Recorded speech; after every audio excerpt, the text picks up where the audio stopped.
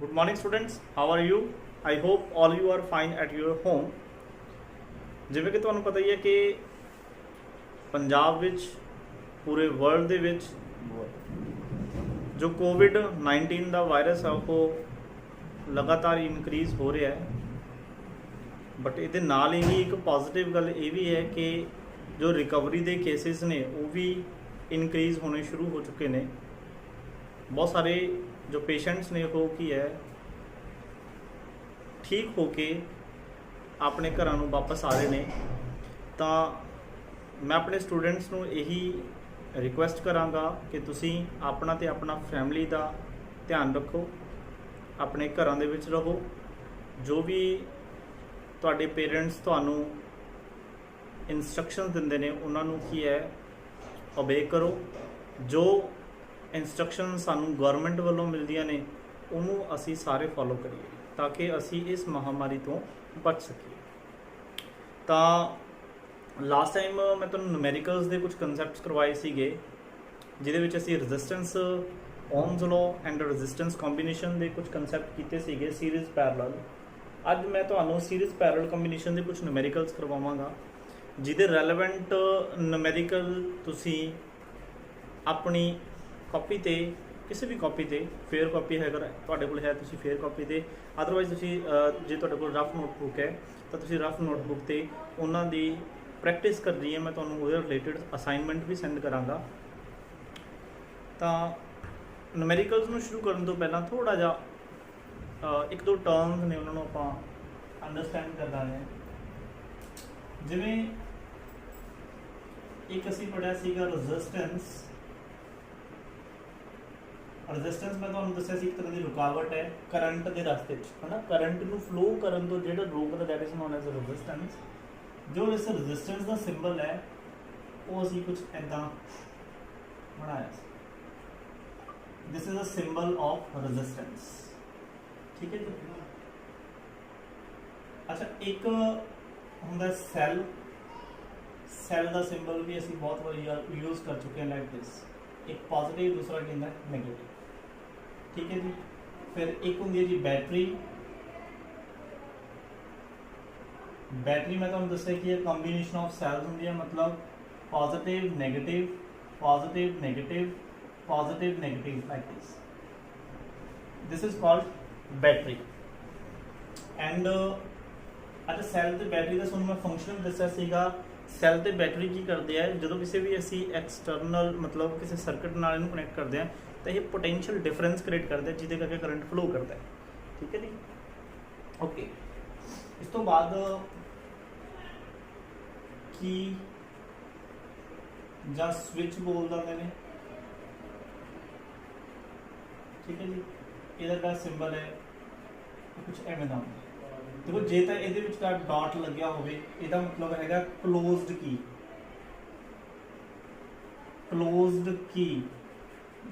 ਜਿਹਦਾ ਦੂਸਰਾ ਮਤਲਬ ਹੈਗਾ ਵੀ ਸਵਿਚ ਹੈ ਜਿਹੜੀ ਉਹ ਔਨ ਕੀਤੀ ਹੋਈ ਹੈ,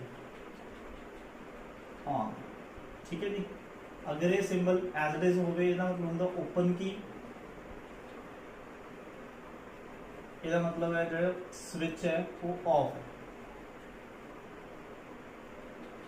ਠੀਕ ਹੈ ਜੀ। ਓਕੇ, ਤੇ ਇੱਕ ਹੁੰਦਾ ਬੱਚੇ ਐਮੀਟਰ, ਵੈਰੀ ਵੈਰੀ ਇੰਪੋਰਟੈਂਟ। ਐਮੀਟਰ ਦਾ ਸਿੰਬਲ ਹੈ ਜੋ A ਹੁੰਦਾ ਹੈ, ਠੀਕ ਹੈ ਜੀ। ਇਹਨੂੰ ਕੁਝ ਇਸ ਤਰੀਕੇ ਨਾਲ ਦਿਖਾਇਆ ਜਾਂਦਾ ਹੈ। ਇੱਕ ਟਰਮੀਨਲ ਇਹਦਾ ਪੋਜ਼ਿਟਿਵ ਬਣਾਇਆ ਜਾਂਦਾ, ਦੂਸਰਾ ਨੈਗੇਟਿਵ। ਹੁੰਦਾ ਕੀ ਹੈ ਥੋੜਾ ਜਿਹਦੇ ਬਾਰੇ ਵੀ ਆਪਾਂ ਡਿਸਕਸ ਕਰਦੇ ਹਾਂ। ਐਮੀਟਰ ਕੀ ਹੈ, ਦੇਖੋ ਐਮੀਟਰ ਕਿਹਦੀ ਯੂਨਿਟ ਸੀ, ਅੰਪੀਅਰ। ਅੰਪੀਅਰ ਪੜਿਆ ਸੀ ਨਾ, ਅੰਪੀਅਰ ਕਿਹਦੀ ਯੂਨਿਟ ਸੀ, ਕਰੰਟ ਵਾਲੀ। ਤਾਂ ਇਹ ਕਰੰਟ ਨੂੰ ਮੈਜ਼ਰ ਕਰਨ ਦੀ ਡਿਵਾਈਸ ਹੈ। It is a device which is used to measure current in a circuit।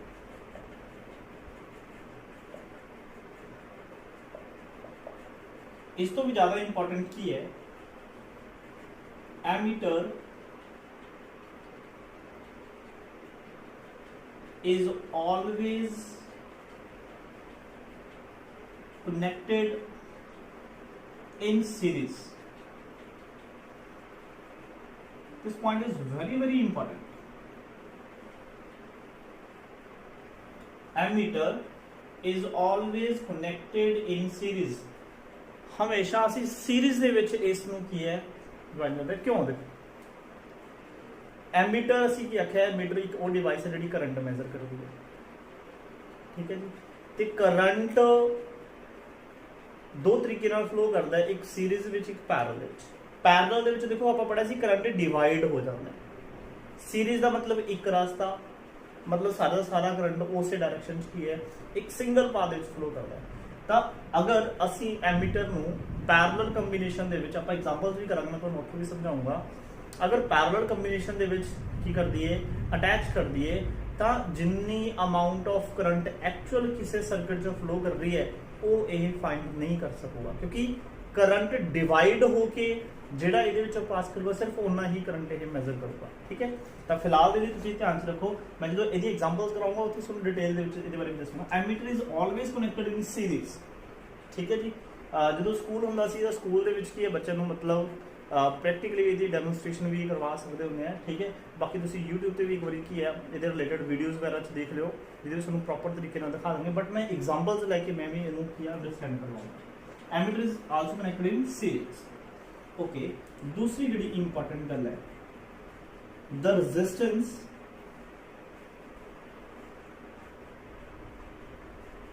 Of मैं सिंपल लिखने का एमीटर इज लो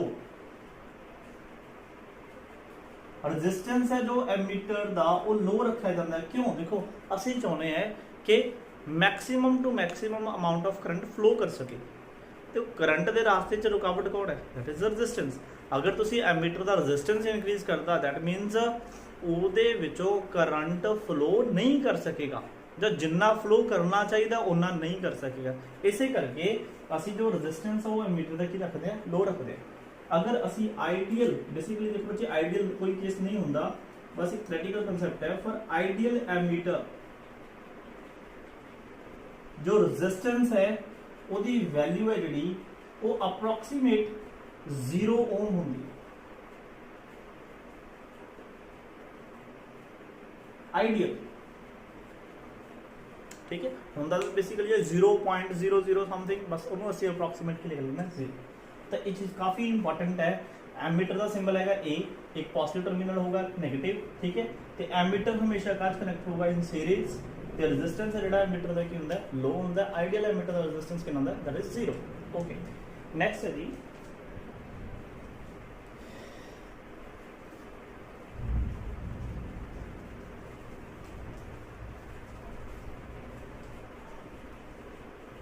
ਆ ਦੇਖੋ ਇੱਕ ਮੈਂ ਐਗਜ਼ਾਮਪਲ ਅਸੀਂ ਇੱਥੇ ਤੁਹਾਨੂੰ ਦੱਸ ਵੀ ਦਿੰਦਾ ਫॉर ਐਗਜ਼ਾਮਪਲ ਸਾਡੇ ਕੋਲ ਕੋਈ ਵੀ ਇੱਕ ਸਰਕਟ ਕੰਸੀਡਰ ਕਰ ਲਿਆ ਫॉर ਐਗਜ਼ਾਮਪਲ आ साढ़े को एक रेजिस्टेंस है आ एक दूसरा रेजिस्टेंस है ठीक है जी तो आ साढ़े को एक सैल लगा लाइक दिस फॉर एग्जांपल ए 2 ओम का रेजिस्टेंस है जी ठीक है जी तो ये मान लो है 1 ओम का रेजिस्टेंस है ठीक है तो 3 वोल्ट की असी बैटरी लगा द सैल लगा तो आपको पता भी ये कोई करंट फ्लो करेगा लाइक दिस बिकॉज सिंगल बात है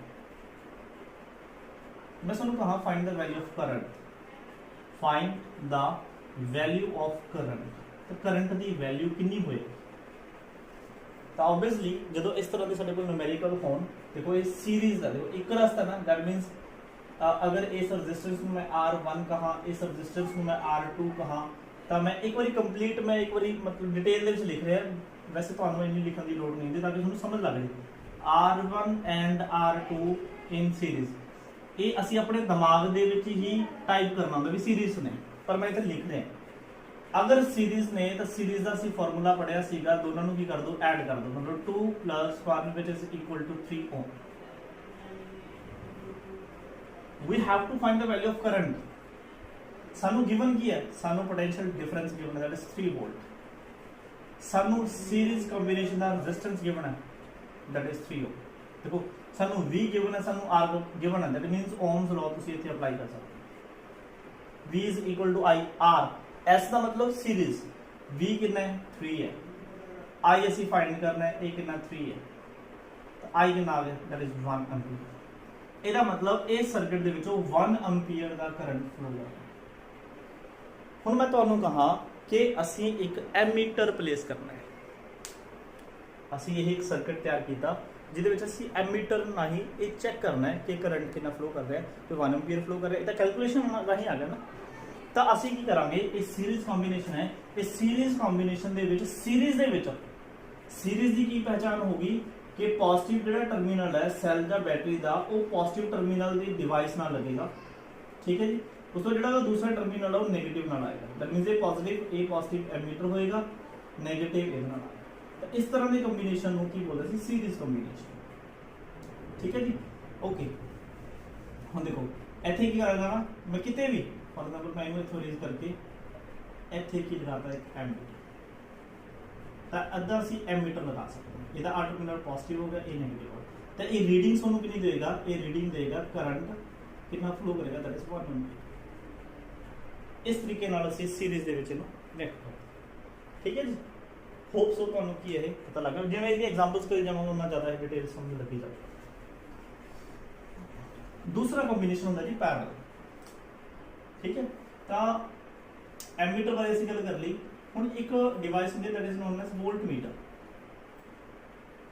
वोल्टमीटर ਇਹਦਾ ਜਿਹੜਾ ਸਿੰਬਲ ਹੈ दैट इज V वोल्टेज, ठीक है।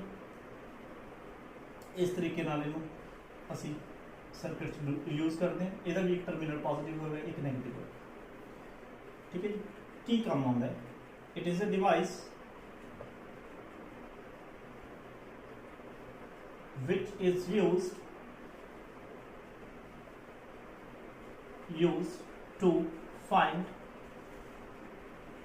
potential difference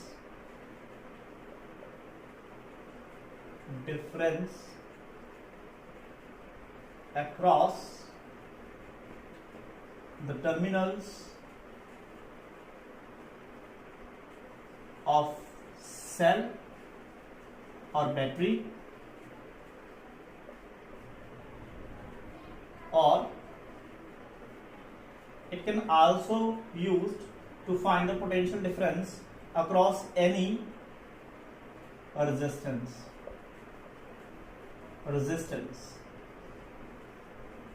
किसी भी रेजिस्टेंस के अक्रॉस अगर ਅਸੀਂ पोटेंशियल फाइंड करना है, पोटेंशियल डिफरेंस कितना है, ਜਾਂ ਕਿਸੇ ਸੈੱਲ ਜਾਂ ਬੈਟਰੀ ਦੇ ਅक्रॉस पोटेंशियल डिफरेंस कितना, ਤਾਂ ਅਸੀਂ ਕੀ ਹੈ ਉਹਦੇ ਲਈ ਵੋਲਟਮੀਟਰ ਯੂਜ਼ ਕਰਦੇ ਹਾਂ। ਜਿਹੜਾ ਵੋਲਟਮੀਟਰ ਹੈ ਇਹ ਜਿਹੜੀ ਇੰਪੋਰਟੈਂਟ ਗੱਲ ਹੈ ਉਹ ਕੀ ਹੈ, it is always connected in parallel, it is always connected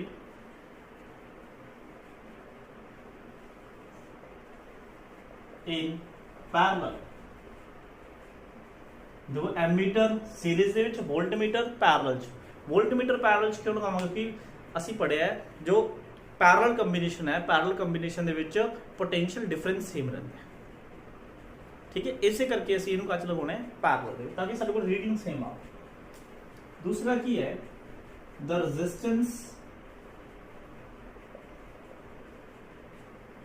of voltmeter is very high। देखो ਅਸੀਂ ਕੀ फाइंड करना है, ਅਸੀਂ वोल्टेज फाइंड करनी है, ਅਸੀਂ ਚਾਹੁੰਦੇ हैं इस डिवाइस में जो करंट पास ना करे, जब बहुत थोड़ा करंट पास करे जो इनू ऑपरेट करने में हेल्प कर दे, सानू रेजिस्टेंस की है बहुत ज़्यादा रखना पैंदा। फिर मैं गल करा अगर फॉर आइडियल वोल्टमीटर बेसिकली ये नहीं होंगे, पर एक थ्योरेटिकल कंसेप्ट है, तो जो रेजिस्टेंस है वो इनफाइनाइट होंगे, इनफाइनाइट मतलब बहुत ज़्यादा, वेरी वेरी लार्ज, ठीक है जी। Okay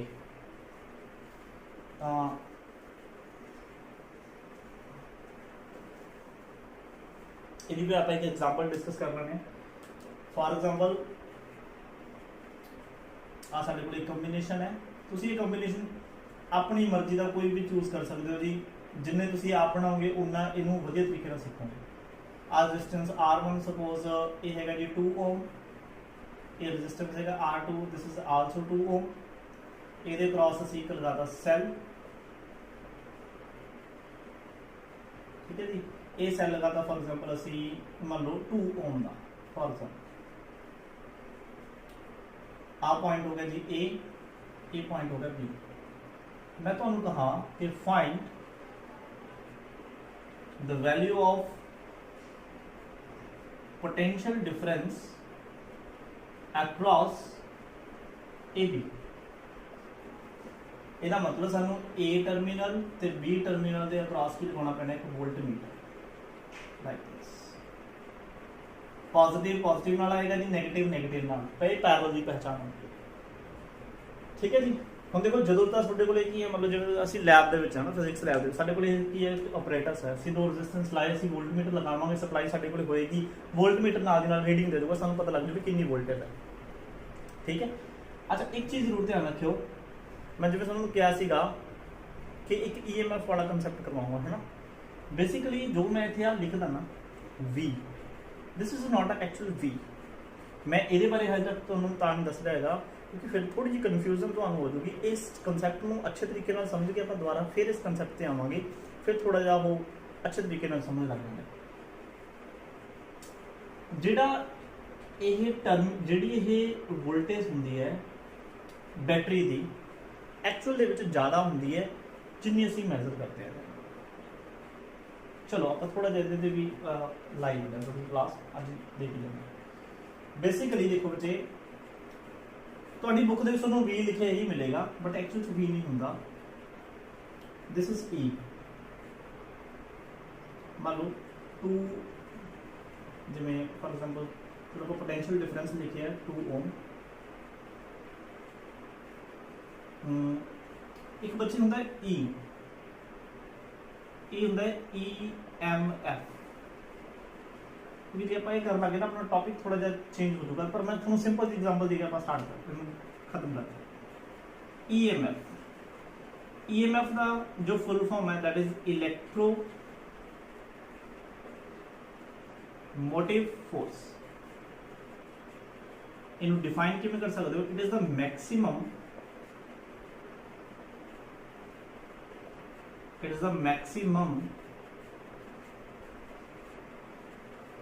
potential difference across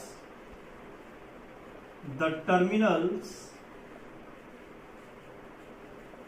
of the battery or cell or battery when circuit is open. This line is very very important। Circuit open का मतलब करंट उस टाइम सर्किट चो कितना 0। देखो एक्चुअल की होता है कि मान लो एक अनदर एग्जांपल लेके समझा रहे हैं। साडे कोले एक बैटरी है फॉर एग्जांपल आ एक सेल है साडे कोले, ਇਹਦੇ ऊपर मान लो कंपनी ने लिखा हुआ है 2 वोल्ट, ਤਾਂ ਇਹ 2 वोल्ट ਇਹਦੀ EMF ਹੁੰਦੀ ਹੈ। ਜਦੋਂ ਤੁਸੀਂ ਇਸ ਨੂੰ ਸਰਕਟ ਦੇ ਵਿੱਚ ਯੂਜ਼ ਕਰੋਗੇ ਤਾਂ ਇਹ ਕਦੇ ਵੀ 2 वोल्ट ਜਿੰਨਾ ਸਾਨੂੰ 2 वोल्ट ਦੇ ਪੋਟੈਂਸ਼ੀਅਲ ਡਿਫਰੈਂਸ ਨਾਲ ਕੰਮ ਨਹੀਂ ਕਰਕੇ ਦਿੰਦਾ, ਹਮੇਸ਼ਾ ਉਸ ਤੋਂ ਘੱਟ ਕਰਕੇ ਦਿੰਦਾ ਹੈ। ਬੜੀ ਸਿੰਪਲ ਜਿਹੀ ਤੁਹਾਨੂੰ ਇਹਦੀ ਐਗਜ਼ਾਮਪਲ ਰਾਹੀਂ ਇਹਨੂੰ ਸਮਝਾਉਂਗਾ। ਦੇਖੋ ਅੱਜ ਦੇ ਟਾਈਮ 'ਚ ਤੁਸੀਂ ਕੀ ਆ ਆਨਲਾਈਨ ਰੀਚਾਰਜ ਕਰ ਲੈਂਦੇ ਹੋ ਨਾ, ਕਿਸੇ ਵੀ ਮਤਲਬ ਨੈਟਵਰਕ ਦਾ ਤੁਹਾਡੇ ਕੋਲ ਮੰਨ ਲਓ ਏਅਰਟੈਲ ਹੈ, ਵੋਡਾਫੋਨ ਹੈ ਨਾ, ਜਾਂ ਜੀਓ ਹੈ ਨਾ, ਤੁਸੀਂ ਆਨਲਾਈਨ ਕੀ ਹੈ ਰੀਚਾਰਜ ਕਰਦੇ। ਪਹਿਲਾਂ ਥੋੜਾ ਜਿਹਾ ਟਾਈਮ ਮਤਲਬ ਅੱਜ ਤੋਂ 4-5 ਸਾਲ ਪਹਿਲਾਂ ਕੀ ਹੈ ਕੂਪਨਸ ਆਉਂਦੇ ਸੀਗੇ। मतलब फॉर एग्जांपल जिवें असी एयरटेल का सपोज 10 रुपीज़ का असी कूपन बाय किया शॉप,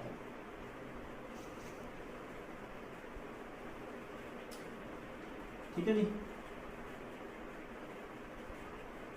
शॉप तो असी कूपन बाय किया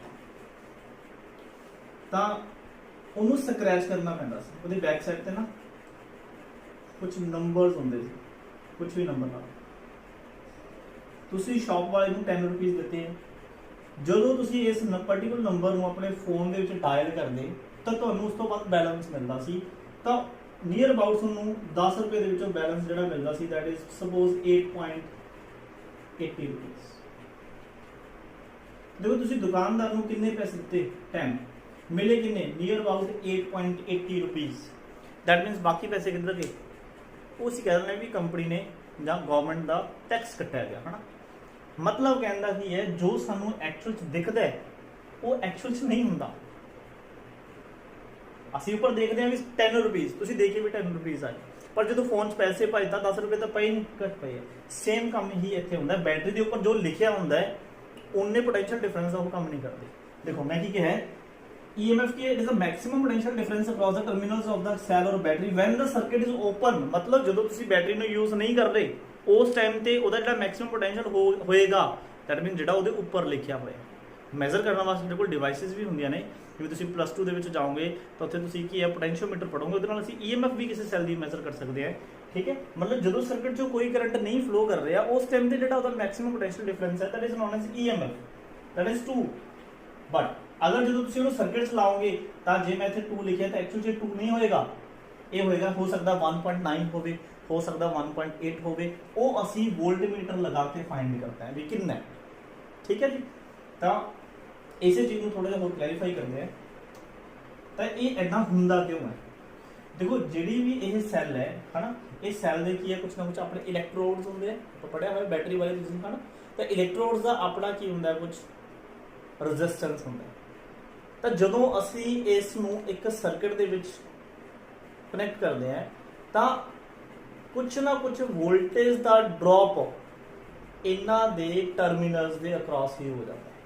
आ जिवें आप कहिए मान लो असीं 20 रुपए का कूपन खरीदिया, ठीक है जी, 18 रुपीज़ सानू की वरतन नूं मिले, 2 रुपए का की कटेगा टैक्स।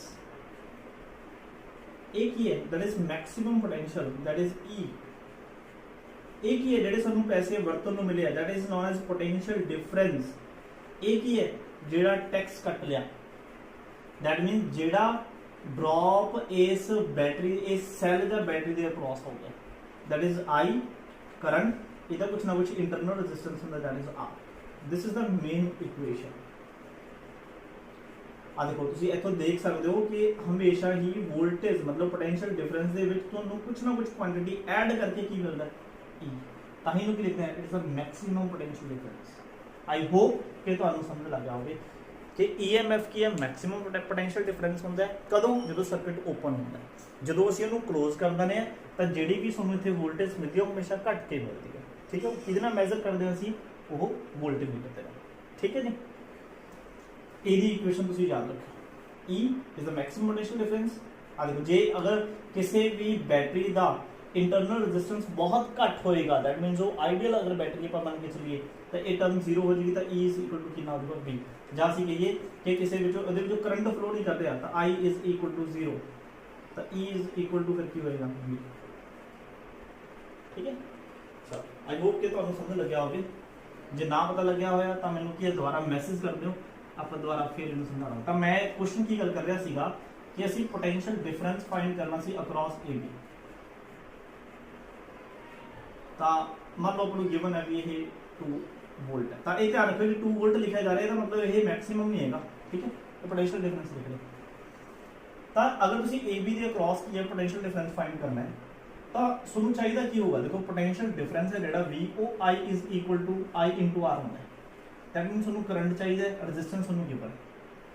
ठीक है, तो ये दो तरीके ने, दो तरीके मैं करवाऊंगा। ये जोड़ा पहला तरीका की है, इन्होंने दोनों का इक्विवेलेंट रजिस्टेंस कट लो, मतलब ये सर्किट में मैं देखो आ दोनों रजिस्टेंस कट ने पैरेलल का अगर मैं इक्विवेलेंट फाइंड करा दैट इज 1/2 प्लस 1/2 तो 1/RP, तो एलसीएम आ गया 2, ऊपर आ गया 2 कैंसल हो गया, कितना आ गया 1, तो RP रेसिप्रोकल करोगे 1।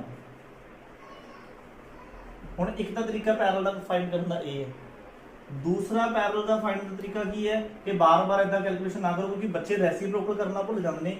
जो भी तुहाडे कोले 2 रजिस्टेंस होण तो उन्हां दा पैरेलल का formula R1 R2 upon R1 plus R2 होंदा है।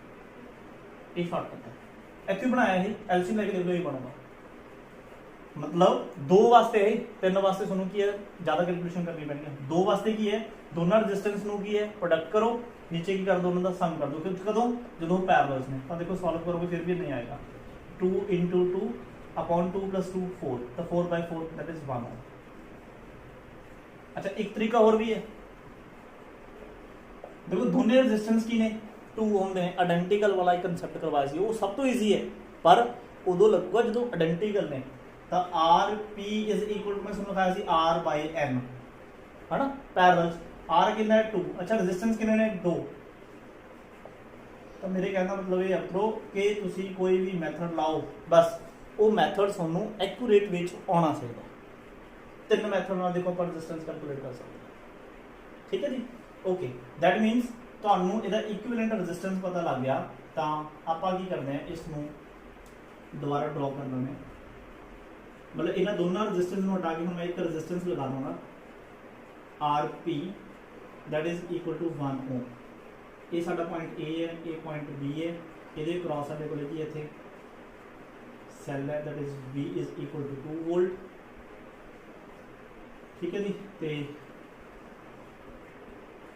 आ की है वोल्टमीटर साडे कोल इत्थे लग्या होया, तो हम V पता R पता, तो मैं I फाइंड कर रहा, तो V इज इक्वल टू की होंदा I into R P।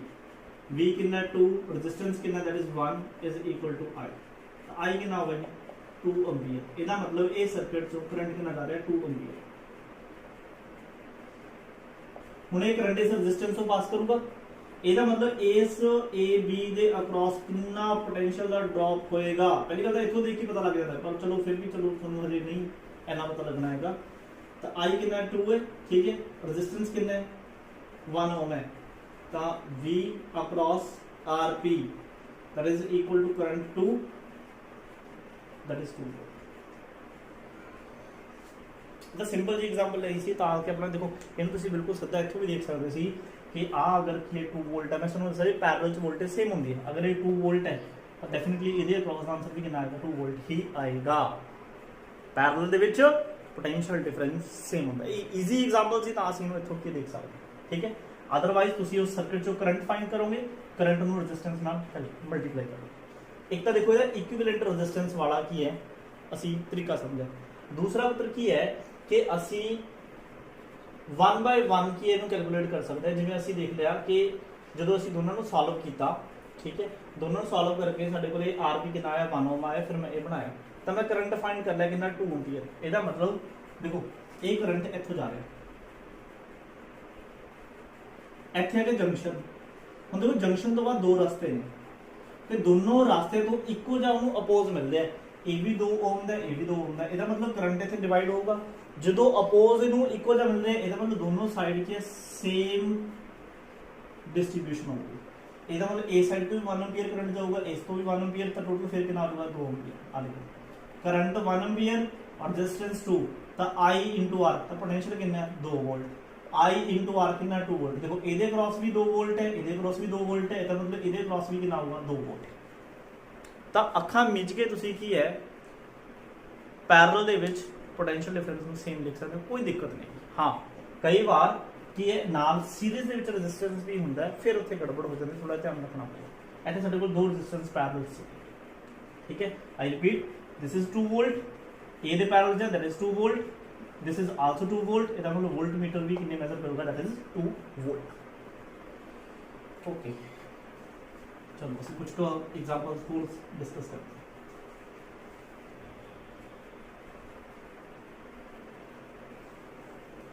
Video चल रही है,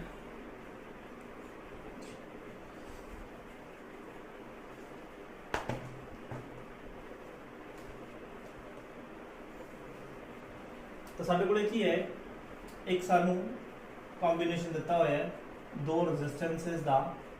एक रेजिस्टेंस है जी 10 ओम, दूसरा है 5 ओम। ਇਹਦੇ अक्रॉस सानू एक सैल लगा के दिता हुआ है, ये सैल है जी 7.5 वोल्ट का। सानू ये पूछ रहे ने कि एक तो इक्विवेलेंट रेजिस्टेंस फाइंड करो which is very simple. Second सानू ये पूछ रहे ने कि इलेक्ट्रिक करंट फाइंड करो सर्किट जो कितना जा रहा है which is also very simple. And third is the potential difference across each resistor. जो पोटेंशियल डिफरेंस फाइंड करना है अक्रॉस ईच रजिस्टर। तो बच्चे ध्यान से सुनो, देखो दो रजिस्टेंस ने एक ए वाला है ना, तो मैं इतने कोई भी पॉइंट अपने रेफरेंस वास्ते कंसीडर करा ए, this is point number B and this is point number C. हम देखो ये कोई ना कोई करंट की है आई फ्लो कर रहा होगा, तो सीरीज कॉम्बिनेशन है क्योंकि एक रास्ते जो करंट फ्लो कर रहे हैं। ਅਸੀਂ ਪੜਿਆ ਸੀ ਸੀਰੀਜ਼ ਕੰਬੀਨੇਸ਼ਨ ਵਿੱਚ ਕਰੰਟ ਸੇਮ ਹੁੰਦਾ ਬਟ ਪੋਟੈਂਸ਼ੀਅਲ ਕੀ ਰਹਿੰਦਾ ਅਲੱਗ-ਅਲੱਗ ਰਹਿੰਦਾ ਹਨਾ। ਇਹੀ ਸਾਨੂੰ ਪੁੱਛਿਆ ਦੇਖੋ, ਕਹਿੰਦੇ ਵੀ ਇਹ ਇੱਕ ਰੈਜ਼ਿਸਟੈਂਸ ਹੈ ਤੇ ਇਹਦੇ ਅਕ੍ਰੋਸ ਕੋਈ ਪੋਟੈਂਸ਼ੀਅਲ V1 ਆ, ਉਹ ਸਾਨੂੰ ਫਾਈਂਡ ਕਰਕੇ ਦੱਸੋ ਕਿੰਨਾ ਹੈ, ਤੇ ਇਹਦੇ ਅਕ੍ਰੋਸ V2 ਹੈ। ਇਹ देखो ओम्स लॉ ध्यान से रखना है, फॉर्मूले केड़े यूज हो सकते हैं, V is equal to I R अगर पोटेंशियल फाइंड करना पै गया या करंट फाइंड करना पै गया। अच्छा फिर सीरीज का है तो सीरीज वास्ते ये दो रजिस्टेंस ने दोनों को ऐड करना है। तो पहला ए पार्ट तो बिल्कुल ही सिंपल है, तरफ दो रजिस्टेंस ने तो इन्होंने दोनों का सीरीज का इक्विवेलेंट रजिस्टेंस की होगा 10 + 5 दैट इज 15 ओम। खत्म कर बी। हुण देखो ਜਦੋਂ ਅਸੀਂ ਕਰੰਟ ਫਾਈਂਡ ਕਰਨਾ ਪੂਰੇ ਸਰਕਟ ਦਾ, ਤਾਂ ਸਰਕਟ ਦੇ ਸਾਡੇ ਕੋਲ ਦੋ ਰੈਜ਼ਿਸਟੈਂਸ ਲੱਗੇ ਹੋਏ ਨੇ, ਤਾਂ ਅਸੀਂ ਦੋਨਾਂ ਦਾ ਇਕੁਇਵਲੈਂਟ ਰੈਜ਼ਿਸਟੈਂਸ ਯੂਜ਼ ਕਰਨਾ ਹੈ। ਇਹ ਨਹੀਂ ਤੁਸੀਂ ਇੱਕ ਰੈਜ਼ਿਸਟੈਂਸ ਯੂਜ਼ ਕਰ ਲਓ, ਕਿਉਂਕਿ ਇਸ ਬੈਟਰੀ ਦੇ ਨਾਲ ਜਾਂ ਇਸ ਸੈੱਲ ਦੇ ਨਾਲ ਇਹ ਦੋਨੇ ਡਿਵਾਈਸਿਸ ਕਨੈਕਟਡ ਨੇ, ਤਾਂ ਉਹਦੇ ਅਕੋਰਡਿੰਗ ਹੀ ਕਰੰਟ ਇਹ ਕੀ ਹੈ ਸਾਨੂੰ ਜਨਰੇਟ ਕਰਕੇ ਦੱਸੂਗਾ। ਤਾਂ ਇਹਦੇ ਲਈ ਅਸੀਂ ਲਿਖ ਲੈਣਾ ਇਕੁਇਵਲੈਂਟ ਰੈਜ਼ਿਸਟੈਂਸ ਸਾਡੇ ਕੋਲ 15 ਓਮ ਹੈ, ਠੀਕ ਹੈ ਜੀ। ਤੇ ਜਿਹੜਾ ਪੋਟੈਂਸ਼ੀਅਲ ਡਿਫਰੈਂਸ ਹੈ दैट इज 7.5। देखो very simple, V is equal to ਅਸੀਂ ਕੀ ਲਿਖਾਂਗੇ आई आर। ਇੱਥੇ ਤੁਸੀਂ ਆਪਣੇ ਰੈਫਰੈਂਸ ਵਾਸਤੇ ਨੂੰ R ਇਕੁਇਵਲੈਂਟ ਲਿਖ ਸਕਦੇ ਹੋ। ਤਾਂ V ਤੋਂ ਕਿੰਨਾ 7.5 ਕਰੰਟ ਅਸੀਂ ਫਾਈਂਡ ਕਰਨਾ, R ਇਕੁਇਵਲੈਂਟ ਨਾਲ ਕਰ ਦੋ ਡਿਵਾਈਡ, ਪੁਆਇੰਟ ਹਟਾ ਕੇ ਅਮਾਉਂਟ 10 ਆ ਗਿਆ ਵਿਚ ਇਜ਼ ਇਕੁਅਲ ਟੂ I। ਤਾਂ ਇਹ ਆ ਗਿਆ 15 5 75 2 दैट इज ਇਹ ਆ ਗਿਆ ਜੀ 1/2 ਐਂਡ ਵਿਚ ਇਜ਼ ਇਕੁਅਲ ਟੂ 0.5 ਐਂਪੀਅਰ। ਇਹਦਾ ਮਤਲਬ ਇਸ ਟਾਈਮ ਇਸ ਸਰਕਟ ਦੇ ਵਿੱਚੋਂ 0.5 ਐਂਪੀਅਰ ਦਾ ਕਰੰਟ ਫਲੋ ਕਰ ਰਿਹਾ। ओके ਹੁਣ ਸਾਨੂੰ ਇਹ ਪਤਾ ਲੱਗ ਗਿਆ, ਦੇਖੋ ਇਹਦੇ ਵਿੱਚੋਂ ਕਰੰਟ ਇੰਨਾ ਜਾ ਰਿਹਾ। ਹੁਣ ਇਹ ਕਰੰਟ ਪਹਿਲਾਂ ਇਸ ਰੈਜ਼ਿਸਟੈਂਸ ਤੋਂ ਪਾਸ ਕਰੂਗਾ। ਦੇਖੋ current into resistance that means ਕੀ ਮਿਲ ਗਿਆ ਸਾਨੂੰ ਪੋਟੈਂਸ਼ੀਅਲ ਅਕ੍ਰੋਸ ਫਸਟ ਰੈਜ਼ਿਸਟੈਂਸ। ਤਾਂ ਅਸੀਂ ਜੇ potential across first resistance find ਕਰਨਾ ਹੈ ਤਾਂ ਕਰੰਟ ਸਾਰੇ ਸੇਮ ਹੋਊਗਾ दैट इज I, ਰੈਜ਼ਿਸਟੈਂਸ ਕਿਹੜਾ ਆ ਜਾਊਗਾ R1।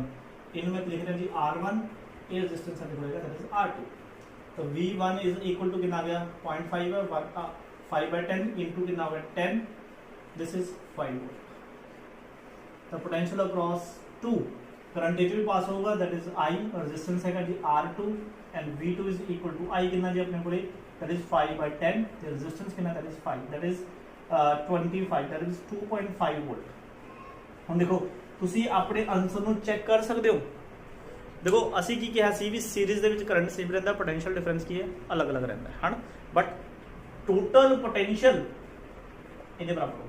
ਦੇਖੋ V1 + V2 is equal to ਆ ਸਾਡਾ ਬਣਨਾ ਚਾਹੀਦਾ, ਕੀ ਚੈੱਕ ਕਰਦੇ ਬੰਦਾ ਹੈ। ਦੇਖੋ V1 ਕਿੰਨਾ 5, V2 ਕਿੰਨਾ 2.5, ਦੋਨੋਂ ਐਡ ਕਰਕੇ ਦੇਖੋ ਕਿੰਨਾ ਹੋਗਾ 7.5। ਇਹਦਾ ਮਤਲਬ ਸਾਡਾ ਆਨਸਰ ਬਿਲਕੁਲ ਸਹੀ ਹੈ, ਕਿਉਂਕਿ ਜਦੋਂ ਕਰੰਟ ਫਲੋ ਕੀਤਾ 0.5 ਇਹਦੇ ਅਕ੍ਰੋਸ ਦਾ ਪੋਟੈਂਸ਼ੀਅਲ ਡਿਫਰੈਂਸ ਕਿੰਨਾ ਮਿਲਿਆ ਸਾਨੂੰ 5 ਵੋਲਟ, ਇਹਦੇ ਅਕ੍ਰੋਸ ਸਾਨੂੰ ਪੋਟੈਂਸ਼ੀਅਲ ਡਿਫਰੈਂਸ ਕਿੰਨਾ ਮਿਲਿਆ 2.5। ਇਹਦਾ ਮਤਲਬ ਜੇ ਤੁਸੀਂ AB ਦੇ ਅਕ੍ਰੋਸ 1 ਵੋਲਟ ਮੀਟਰ ਲਗਾਓਗੇ ਤਾਂ ਤੁਹਾਨੂੰ ਕਿੰਨਾ ਪੋਟੈਂਸ਼ੀਅਲ ਡਿਫਰੈਂਸ ਦੱਸੇਗਾ, ਉਹ 5 ਵੋਲਟ ਦਾ ਰੀਡਿੰਗ ਦੇਗਾ। ਅਗਰ ਤੁਸੀਂ B ਤੇ C ਦੇ ਅਕ੍ਰੋਸ ਕੋਈ 1 ਵੋਲਟ ਮੀਟਰ ਕਨੈਕਟ ਕਰੋਗੇ ਤਾਂ ਤੁਹਾਨੂੰ ਕਿੰਨਾ ਉਹ ਪੋਟੈਂਸ਼ੀਅਲ ਦੱਸੇਗਾ that is 2.5 volt. I think ਸਾਰੇ ਬੱਚਿਆਂ ਨੂੰ ਇਹ ਕੀ ਹੈ ਸਮਝ ਲੱਗ ਗਿਆ। ਚਲੋ ਨੈਕਸਟ ਆ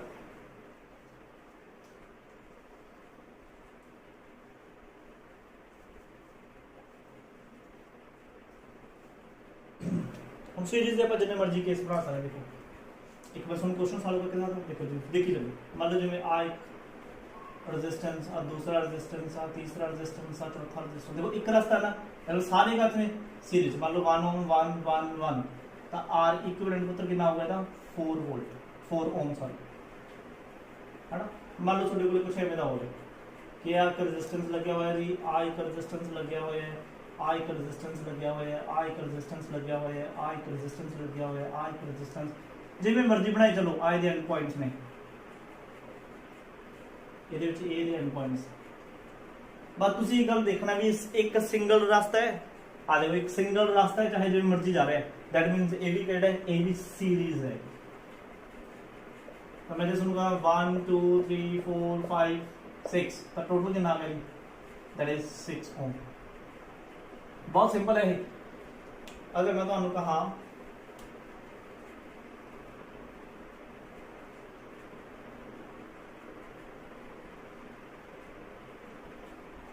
कई बच्चे देख के वैसे ही घबरा जाते हैं।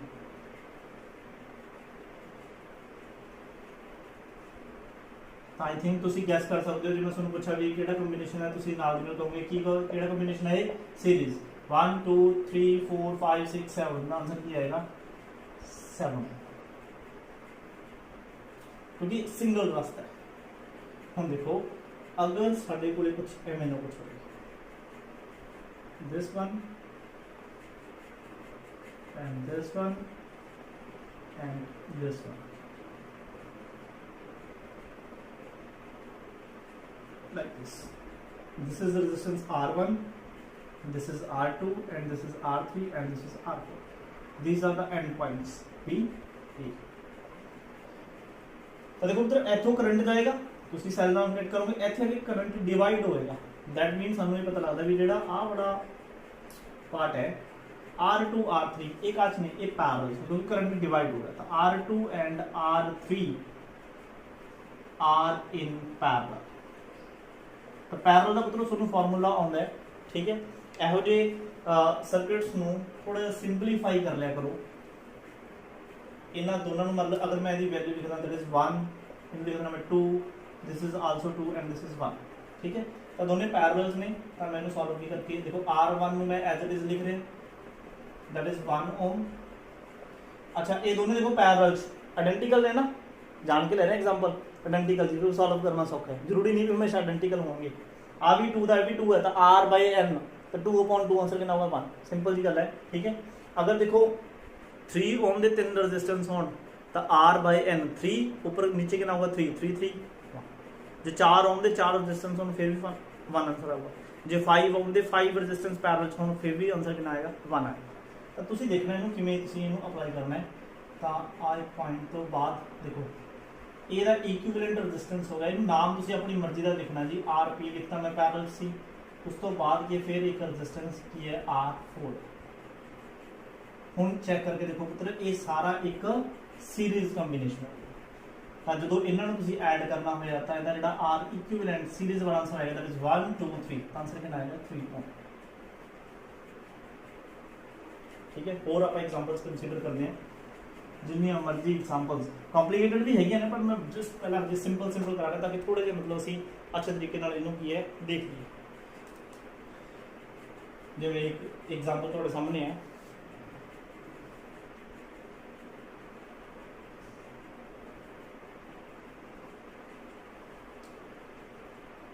एक रेजिस्टेंस है, आज दूसरा रेजिस्टेंस है, दूसरा रेजिस्टेंस लगे हुआ है जी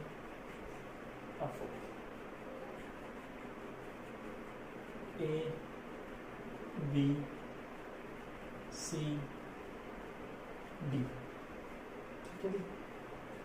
अच्छा A ते C दे अक्रॉस एक सेल लगा ये आ वाले एंड पॉइंट्स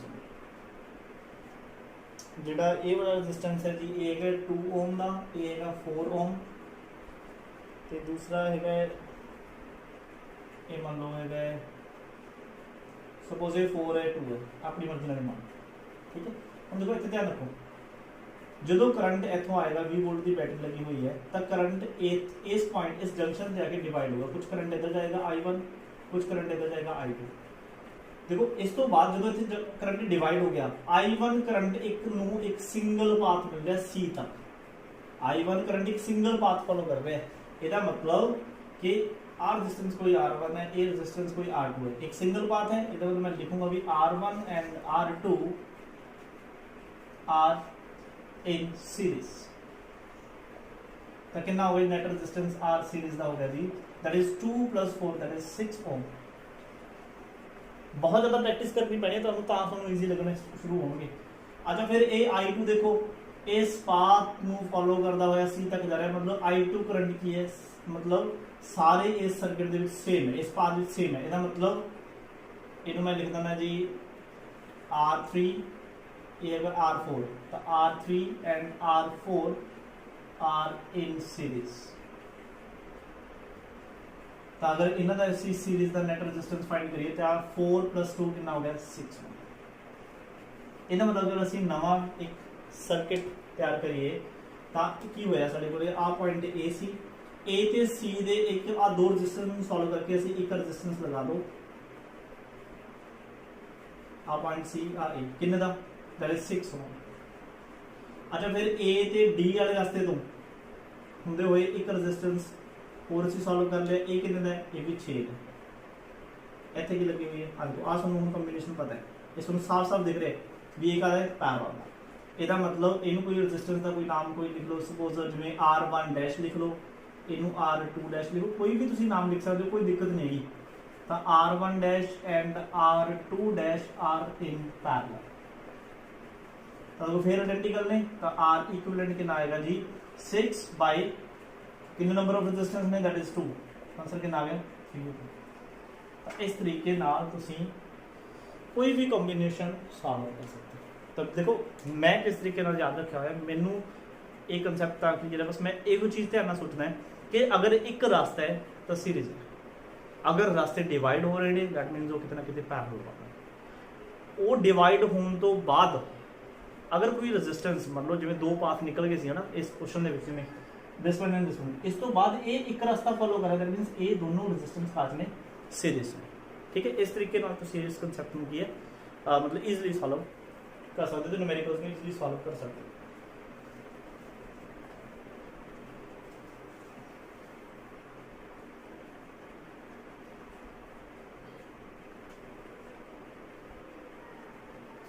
तो एक क्वेश्चन तो देना जी ये तुसीं की घरे सॉल्व करना है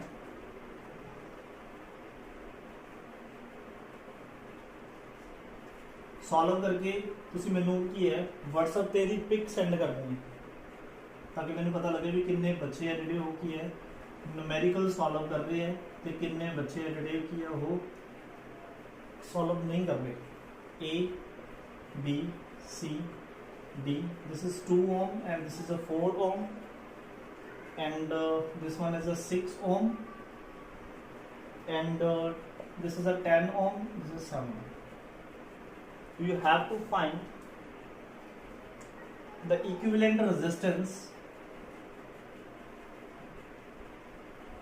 between A and B। देखो A and B लिखा हुआ है ना ਇਹਦਾ मतलब ਆ ਤੁਹਾਡੇ ਐਂਡ ਪੁਆਇੰਟਸ ਨੇ ਇਹਦੇ ਅਕ੍ਰੋਸ ਤੁਸੀਂ ਕੀ ਲਗਾਓਗੇ ਕੋਈ ਵੀ ਸੈੱਲ ਜਾਂ ਬੈਟਰੀ ਰਾਈਟ ਇੰਨੀ ਤੁਹਾਡੀ ਮੈਂ ਹੈਲਪ ਕਰਦਾ ਇਹ ਨੂਮੈਰੀਕਲ ਤੁਸੀਂ ਸੋਲਵ ਕਰਨਾ ਠੀਕ ਹੈ ਤੇ ਮੈਨੂੰ ਇਹਦੀ ਕੀ ਹੈ WhatsApp ਤੇ ਪਿਕ ਸੈਂਡ ਕਰ ਜਿਵੇਂ ਨੈਕਸਟ ਕੁਐਸਚਨ ਆਪਣੇ ਕੋਲੇ ਕੀ ਹੈ ਫॉर ਐਗਜ਼ਾਮਪਲ ਸਾਡੇ ਕੋਲੇ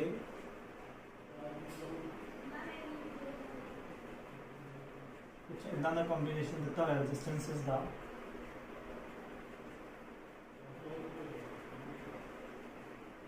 this is point number A and this is B C D E ठीक है जी A का मतलब 2 ओम A भी 2 है A भी 2 ओम है A भी 1 ओम है A भी 1 ठीक है तो आप कह सकते हैं कि फाइंड R equivalent between